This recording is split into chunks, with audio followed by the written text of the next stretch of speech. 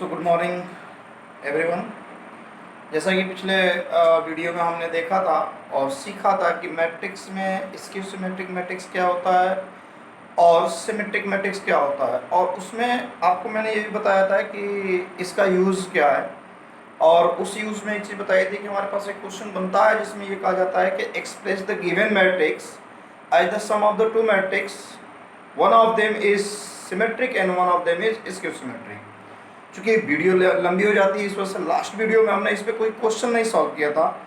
आज हम इस पर एक क्वेश्चन सॉल्व करने जा रहे हैं और इसके बाद थोड़ा सा हम इंट्रोडक्शन करेंगे डिटरमिनेंट्स के बारे में, एंड देन अगर टाइम सफिशिएंट होता है तो कुछ क्वेश्चंस के बारे में बात करेंगे। आइए बात करते हैं कि एक्चुअल में ये क्वेश्चन हम कैसे करते हैं। आप यहाँ ध्यान से देखो, मैं एक क्वेश्चन नंबर आर शर्मा का ले रहा हूँ, क्वेश्चन नंबर 8।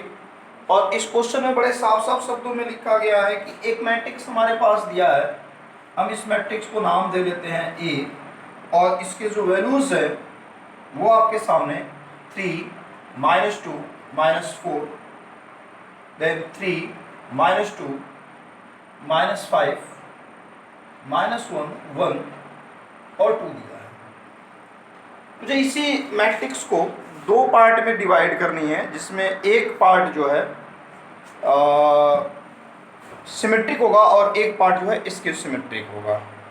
आपको याद होगा जब लास्ट डे हम पढ़ा रहे थे, लास्ट वीडियो में जब हम बता रहे थे, तो उसमें एक चीज़ मैंने कहा था कि किसी मैट्रिक्स को हम दो पार्ट में डिवाइड कर सकते हैं ए प्लस क्यू में, जहां ए क्या है आपके पास,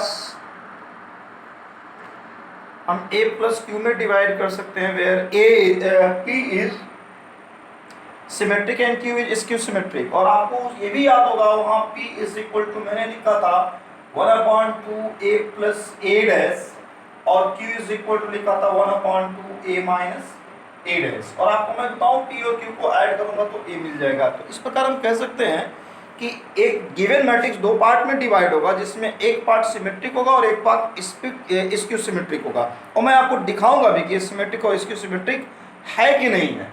तो इस चीज़ के लिए सबसे पहले हम इसका ट्रांसपोज लिख लें। अगर हम ए का ट्रांसपोज लिखते हैं तो आपके सामने आप ध्यान से देखो, जैसा कि कहा गया था पहला रो पहला कॉलम बन जाएगा, डेफिनेटली बनेगा। यहाँ 3 -2 -5 हो जाएगा, एंड देन -1 1 और 2 हो जाएगा। जब हमको P फाइंड करनी होगी, आप यहां से देखो P इज इक्वल टू, हमने क्या लिखा 1/2 a प्लस a डैश। अगर आप इस चीज को फॉलो कर लो, यहां पर देखो a की वैल्यू कितनी है 3 -2 -4, देन 3 -2 -5 -1 1 एंड 2। ध्यान से आप देखो, जो दूसरा हमने मैट्रिक्स लिखा a डैश 3 3 -1 -2 -2 एंड 1 -4 -5 2। जब आप इसको ऐड करोगे,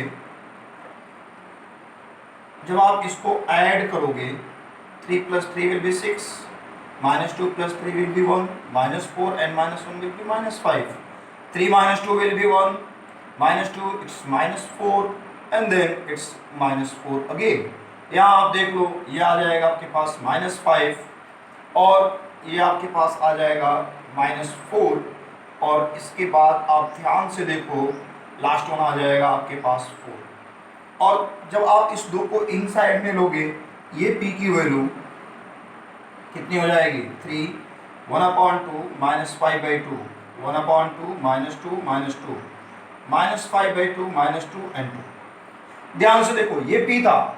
हम थोड़ा सा देर के लिए चेक कर लेते हैं कि क्या P डैश जो हमारे पास मिल रहा है वो P के बराबर है कि नहीं। अगर P डैश P के बराबर होगा तभी हम ये बात कह सकते हैं कि ये सिमेट्रिक है। आइए हम आपके सामने P डैश फाइंड कर रहे हैं, और आप ध्यान से देखो, पहले रो को पहला कॉलम बना दे रहा हूँ 3 1/2 एंड -5/2, दूसरे रो को मैं दूसरा कॉलम बना रहा हूँ, और तीसरे रो को मैं तीसरा कॉलम बना दे रहा हूँ। और आप ध्यान से देखो, जो पहले था वही अब है। इसका मतलब P dash is equal to P। Therefore हम क्या कह सकते हैं, देयरफॉर P इज सिमेट्री। अब बात करते हैं दूसरे के बारे में, यही हम क्यू के बारे में बात कर लें और उसके बाद मैं आपको दिखाऊंगा कि P plus Q is equal to A है कि नहीं है। आइए हम क्यू के बारे में बात करते हैं। Q is equal to 1/2 A, आप इसी को ले लो, since P is equal to this one then Q is equal to, अब हम डायरेक्ट वैल्यू पुट कर दे रहे हैं थोड़ा सा जगह बचाने के लिए। A हमारे पास क्या है 3 -2 -4, देन 3 -2 -5 -1 1 and 2। आप जब यहां बात करोगे A डैश की 3 and then -1 -2 -2 1 then -4 -5 and 2। अब ध्यान से देखो, जब हम इसको सिंप्लीफाई करेंगे यहाँ 1/2 inside the bracket 3 - 3 will be 0, -2 -3 will be -5 and this one will be I think -3. It's okay. Again 3 -2 will be 5, then -2 it will be 0 and this one will be -6. Then -1 -4 it will be +3, then it is 6 and that will be 0। अब ध्यान से देखो, जब इसमें 1/2 हम inside the bracket लेके जाएंगे तो यहाँ पे आपको मिलेगा 0 -5/2 and -3/2, then 5/2 0 -3 3/2 +3 and 0। This is Q। आप अगर यहाँ पे लिखो since Q dash is equal to क्या हो जाएगा 0 -5/2 -3/2, then 5/2 0 -3 3/2 3 and 0। आप जब माइनस कॉमन लोगे यहाँ पे 0 -5/2 -3/2 5/2 0 and -3 3/2 3 and 0। अब ध्यान से देखो ये Q है कि नहीं, तो हमारे पास क्या मिला Q dash is equal to -Q। Therefore हम क्या कह सकते हैं, therefore Q is SQ symmetry. अब दूसरी बात हमारी आती है कि हमने P और Q तो फाइंड कर लिया, वेरिफिकेशन भी हम कर लें क्या इन दोनों का समेशन A के इक्वल है कि नहीं। अगर A के इक्वल है तो हम कह सकते हैं कि A के जो दो पार्ट हमको फाइंड करने थे वो एक P है और एक Q है, बट वेरिफिकेशन हम करेंगे। नाउ सिंपली आप देख लो P plus Q, what is the P here, आप देख लो P की वैल्यू हमारे पास क्या थी 3 1/2 एंड देन -5/2। आई थिंक ये आपको पूरा विजिबल होगा। जो दूसरी हमारे पास बातें हो रही हैं, इट इज 1/2 -2 एंड -2, देन -5/2 -2 और 2। जब आप इसमें Q को ऐड करने जा रहे हो तो हम Q की वैल्यू लिखते हैं 0 -5/2 एंड -3/2, देन 5/2 0 and -3 3/2 3 and 0। अब आप इनको ऐड करो, जैसे ही आप ऐड करेंगे 3 + 0 will be 3, या 3 + 0 will be 3। 1/2 -5/2 को जब हम ऐड करेंगे तो -4/2 आएगा और उसको हम लिख सकते हैं -2। सेम वे -5/2 -3/2 को ऐड करेंगे तो -8/2 आएगा and it can be written as -4। 1/2 + 5/2 will be 6/2, it can be written as 3।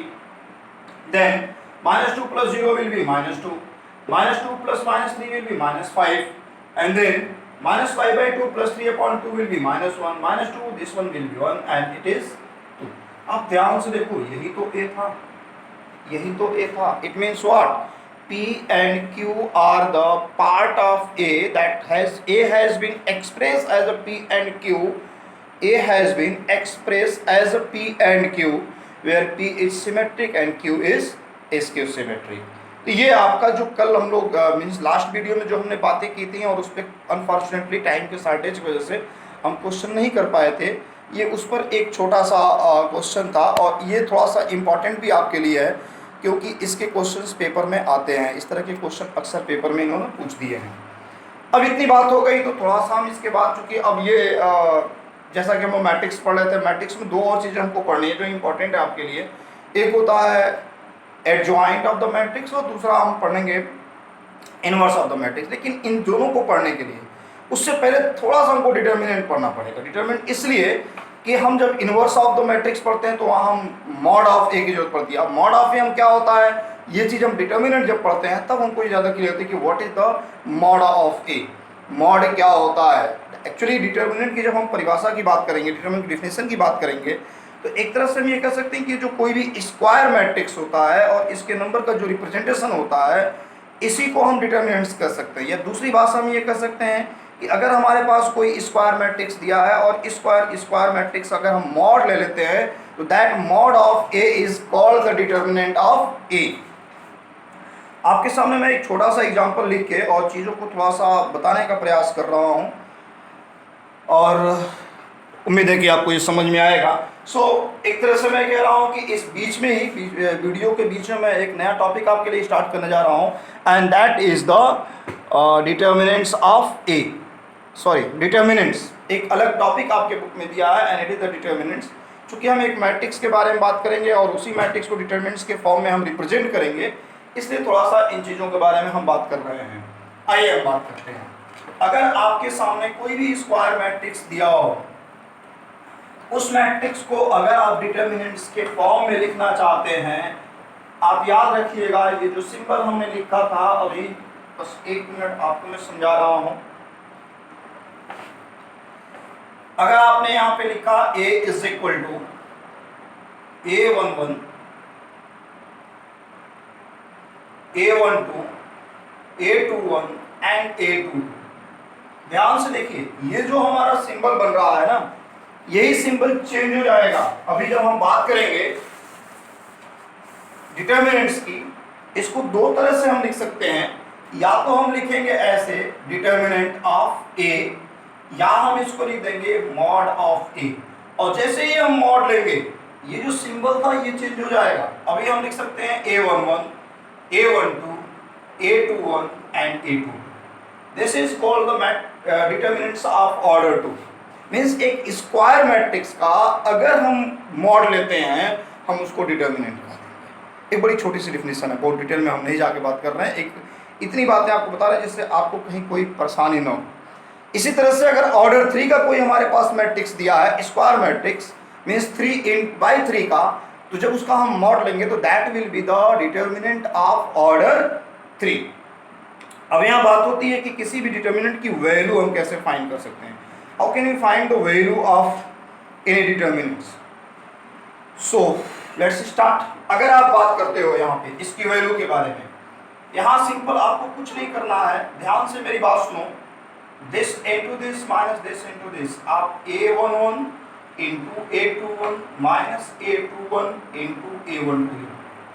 अगर यही ऑर्डर 3 का होता, सपोज कर लो तुमने एक मैट्रिक्स लिखा a is equal to a11 a12 a13, then a21 a22 a23 a31 a32 and a33। ये 3/3 का हमारे पास क्या था, मैट्रिक्स था। लेकिन जब आप इसको ऐसे लिखोगे मॉड ऑफ ए, ये डिटर्मिनेंट में कन्वर्ट हो जाएगा और a11 a12 a13 a21 a22 a23 a31 a32 and a33। ठीक है। अब आप जब बात करोगे इसके वैल्यू ऑफ दिस मैट्रिक्स के बारे में, एक थोड़ी सी चीज हम आपको बताना चाह रहे थे लेकिन वो इसके बाद आएगा and that is called the minus and cofactor. पर उसके पहले हम इसको एक्सप्लेन कर लें, फिर हम उसके बारे में बात कर लेते हैं आपसे कि ये आता कैसे है, how can you find it. आप एक चीज ध्यान देना, यहाँ लिखेंगे a11 और इस रो और इस कॉलम को छोड़ देंगे। a11 के करेस्पॉन्डिंग पहला रो पहला कॉलम छोड़ के जो बाकी दो एलिमेंट हैं हम जैसे है वैसे ही लिख देते हैं। प्लस, यहां आप प्लस के बाद माइनस लिखो a12। अभी हम बता रहे हैं क्यों प्लस और माइनस हम लेके चल रहे हैं, वो चीज एक्सप्लेन कर देंगे आपको। यह रो और यह कॉलम छोड़ देंगे, a21 a23 a31 and a33, then again plus a13 और a13 के करेस्पॉन्डिंग रो कॉलम छोड़ के a21 a22 A31 and A32। Actually जो सिंबल चलता है ना प्लस माइनस प्लस, अगर हम इसको लेके चलते तो प्लस माइनस प्लस का चलता। कुछ प्रॉपर्टीज के बारे में हम बात करेंगे और वहाँ आपको बहुत ज़्यादा क्लियर समझ में आ जाएगा। यहाँ सिर्फ ये समझाना चाह रहे हैं, एक फार्मूला होता है हम जब लिखते हैं तो -1r+c। ये r जो होता है रो को रिप्रेजेंट करता है और c जो होता है कॉलम को। आप यहाँ देखिए ये पहला रो पहला कॉलम, तो -1 जब 1+1 करेंगे तो ये प्लस हो जाएगा। लेकिन यहाँ जब माइनस क्यों आया, क्योंकि -1 हमने किया इसलिए ये निगेटिव आ गया। यहाँ जाके फिर प्लस आ रहा है क्योंकि -1 मैंने 1+3 लिखा है इसलिए ये प्लस आ गया। ये प्लस माइनस का कॉन्सेप्ट था। दूसरी चीज, जैसे कि आप इसको एक्सपेंड किए हो आप यहाँ भी एक्सपेंड कर सकते हो। A11 A22 A33 minus A32 and A23 minus A12 same work A21 A33 and then after minus A31 A23 plus A13। जब आप इसको यहाँ मल्टीप्लाई करोगे बेटा A21 A32 minus A31 and A22, ये हमारे पास तरीका हो गया किसी भी डिटर्मिनेंट्स की कैसे वैल्यू फाइंड करते हैं। अब एक और छोटी सी चीज आपको बताऊं, एक अगर मान लीजिए आपके पास ऑर्डर 4 का है, मतलब 4/4 का कोई मैट्रिक्स दिया है, जब आप उसका डिटर्मिनेंट निकालोगे तो उसको हम लिख सकते हैं mod of A, that will be. और वहां करने के लिए आप A11 को जब लोगे तो जितने भी बाकी बचेंगे, ये जो हमारा ऑर्डर 2 का डिटर्मिनेंट यहाँ पे ऑर्डर 3 का आएगा, यहाँ ऑर्डर 3 का आएगा, यहाँ ऑर्डर 3 का, और उसको फिर से हम सॉल्व करेंगे। तो ऐसा नहीं कि नहीं हो पाएगा, इजिली हम उसको कर सकते हैं। बट आपके पास मैक्सिमम जो क्वेश्चंस मिलते हैं वो ऑर्डर 3 पे मिलते हैं। एक आध क्वेश्चन आर.डी. शर्मा में ऑर्डर 3 पर भी दिया हुआ है। तो that is called the value of this mod of A कर दीजिए, या इसको हम डेल्टा से रिप्रेजेंट करते हैं और कहते हैं value of the determinants. To find the value of the determinants, आपके पास स्टार्टिंग में कुछ क्वेश्चन दिए हैं जहां आपसे यही बात हो रही है कि find the value of this determinants, find the value of this determinants. अब इसके बाद एक वर्ड आता है मेरे पास singular matrix and the second one is non singular matrix. अब आप जानो कि what is the singular matrix and what is the non singular matrix. और उसके बाद एक और टॉपिक आपको बताऊंगा माइनर्स और कोफैक्टर्स के बारे में। देखते हैं जहां तक हम पहुंच जाएंगे वहां तक डिस्कस कर लेंगे। सिंगुलर मैट्रिक्स क्या होता है आप ये जान जाओ। अगर कोई भी मैट्रिक्स दिया हुआ है और उसका मॉड, मतलब उसको डिटर्मिनेंट में लिखते हैं, इज इक्वल टू 0 आ जाए, हम उसको बोलते हैं सिंगुलर मैट्रिक्स। अगर नॉट इक्वल टू 0 आ जाए तो हम उसको बोलते हैं नॉन सिंगुलर मैट्रिक्स। मैं एक छोटा सा एग्जांपल लेके समझाने का प्रयास कर रहा हूँ, और इसको समझाने का पर्पज ये है कि कैसे वैल्यू हम फाइंड करते हैं वो भी साथ में आपको हम सिखा देंगे। आप यहाँ देखो, एक आपके पास मैट्रिक्स दिया है और यहाँ लिखा है 1 -2 and 3। दूसरा आपके पास दिया है 1 2 1 1 2 1, और तीसरा आपके पास दिया है -1 2 -3 -1 2 -3। अब आपसे कह रहे हैं कि check whether it is singular or non singular matrix. मैंने आपसे क्या कहा, सिंगुलर मैट्रिक्स कब होगा, अगर किसी भी मैट्रिक्स को जब हम लिखेंगे मॉड ऑफ ए, मतलब डिटर्मिनेंट के फॉर्म में चेंज करेंगे, और यदि उसकी वैल्यू 0 आ जाती है तो आप कह दोगे कि इट इज सिंगुलर, और ये नॉट इक्वल टू 0 आता है तो आप क्या कहोगे, it is non singular matrix. आइए बात करते हैं यहाँ पे। हम यहाँ मॉड ऑफ ए जब लिखेंगे तो ये चेंज हो जाएगा और ये आ जाएगा 1 -2 and 3। नाउ ये इसके पहले क्या था, मैट्रिक्स था, अभी ये डिटर्मिनेंट हो गया 1 2 and 1 -1 2 -3। अब आप ध्यान से देखो यहाँ पे, जैसा कि यहाँ सॉल्व किया मैंने ये 1 ले लिया। चलिए आपके लिए एक बार लिख भी दे रहा हूँ, हालांकि इसको हम जब आगे पढ़ लेंगे तो डायरेक्ट हम करना शुरू कर देंगे। -2 हम लिखेंगे, ये माइनस आप देख लो था, एंड देन ये माइनस, और उसके बाद ये रो और ये column 1 1 -1 and -3।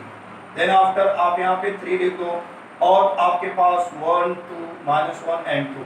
Simplification part, 2 × 3 is -6 -3, minus will be 2 and it is -3 plus 1, then it is +3 and it is 2 + 2। अभी आप सिंप्लीफाई करो, -9 and here I can write it's -3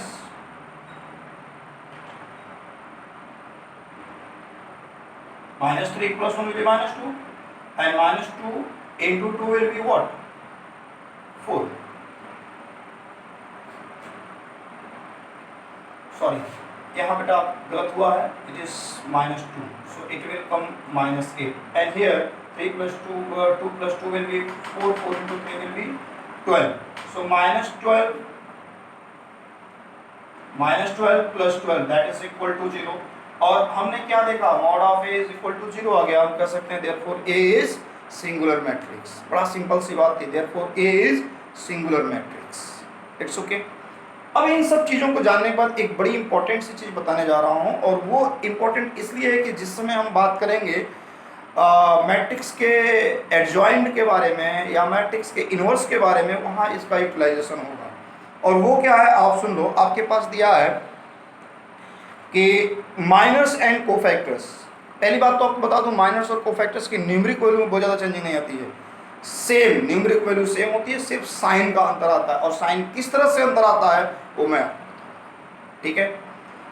किसी भी मैट्रिक्स के लिए अगर आपके सामने एक मैट्रिक्स दिया है और उस मैट्रिक्स का अगर आप माइनर्स या कोफैक्टर्स फाइंड करना चाहते हो, आपको कुछ भी नहीं करना है। जिस एलिमेंट को आप ले रहे हो, सपोज कर लो ये हमारे पास A11 है, इसके माइनस को हम किससे दिखाएंगे, कैपिटल M11 से रिप्रेजेंट करेंगे। इसके माइनस को हम कैपिटल M12 से रिप्रेजेंट करेंगे। इसके माइनस को हम कैपिटल M13 से रिप्रेजेंट करेंगे। तो एक काम मैं करता हूँ, जैसा कि आपने ये पूरा देख लिया, मैं यहाँ से इसको मिटा दे रहा हूँ और इसके बाद मैं आपको सिखा रहा हूँ कि कैसे हम माइनस और कोफैक्टर्स फाइंड करते हैं।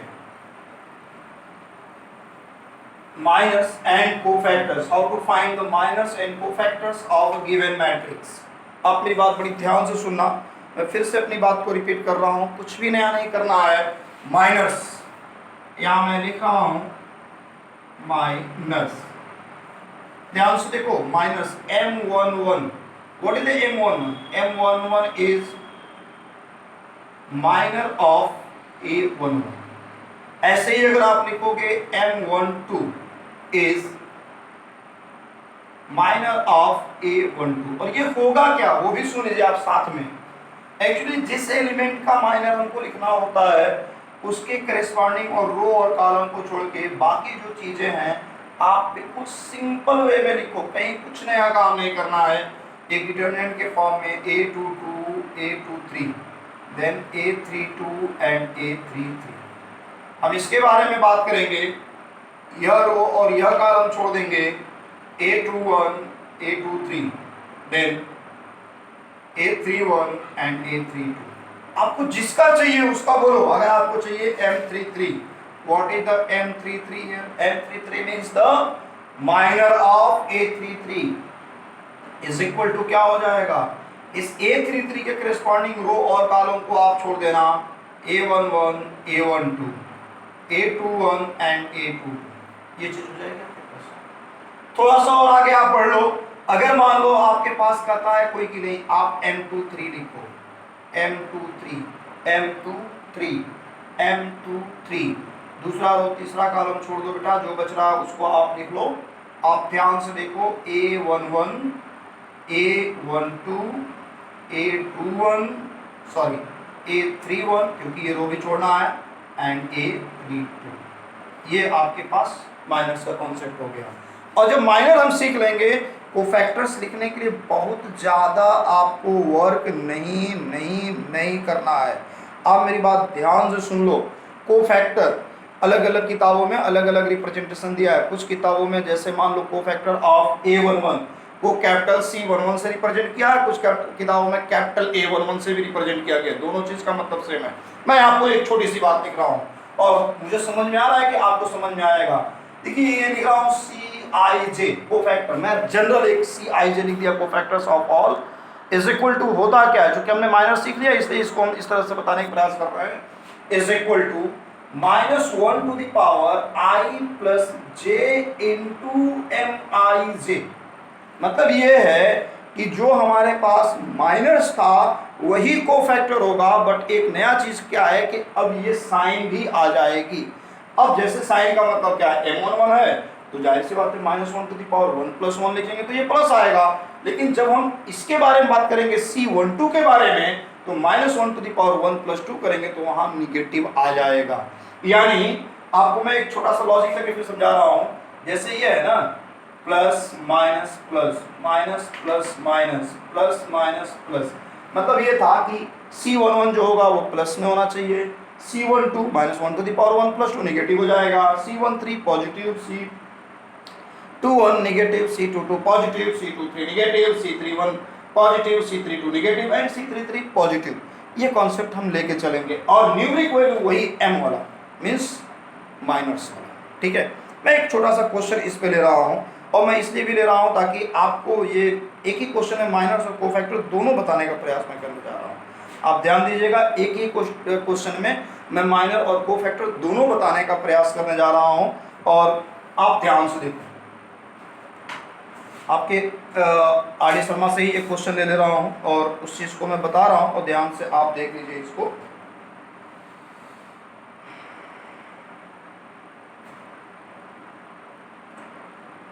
पहला क्वेश्चन आप देखो, पहले का 5th पार्ट हमने लिखा और आपके पास ये लिखा है a इज इक्वल टू, यहाँ लिखा है बेटा 0, 2 and 6, then after 1, 5, 0, 3, 7, 1। आप ध्यान से देखो, अगर हम माइनस की बात करें M11 के बारे में, क्या हो जाएगा, ये रो ये कॉलम छोड़ दूंगा, 5, 0, 7, 1।